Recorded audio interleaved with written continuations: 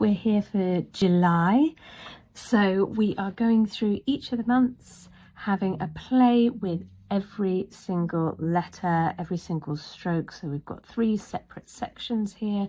The first one is going to be the individual strokes, then we're going to have a look at how we attach them, and then finally getting a little bit bouncier, playful. I'm using a brush pen. I've just got my paper angled slightly to the side, so I'm right-handed, twisting round to the left. If you're left-handed, you might want to twist around to the right, but it always takes a little bit of playing and adjustment. What you really want is your pen tip to be pointing horizontal to the lines on the paper. So coming up for the first one, very similar to June, we've got this nice J at the beginning, so coming up and transitioning into a thin stroke, leaving it there and coming all the way up for our underturn.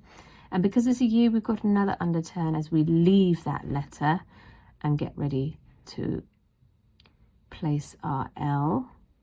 Now obviously as we're going through this, you'll notice there's lots of gaps and the letters aren't connected. So this is just reminding us of the individual strokes that we're going to be using. And now we're going to still be using those individual strokes, but we're going to connect, still lifting. So lift where there's a dot, coming up, lift where there's a dot, and keep this going. So remember those 2 underturns, we're applying them there and there, getting ready for our L. And then we're finishing off with an underturn and a descending loop and keeping it tidy just with a little turn of the Y. And if you can imagine, there's like a little oval shape just coming through there. That's what we're going for. So lots of lovely echoing shapes as we go through with our brush pen calligraphy. You can do this with a pencil or a bullet tip pen or just a biro or a crayon, anything you like. But if you want to, you can recreate the downstrokes, or you can use a brush pen to apply the pressure and create your brush script. This final style has got a bouncier feel to it. I don't know if you can notice that, but as you come down, there's a couple of ways that you can start your J.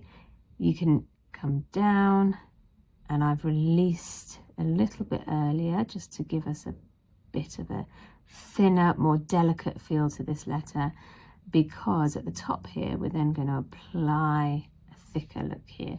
If all of this was quite heavy, everything feels heavy.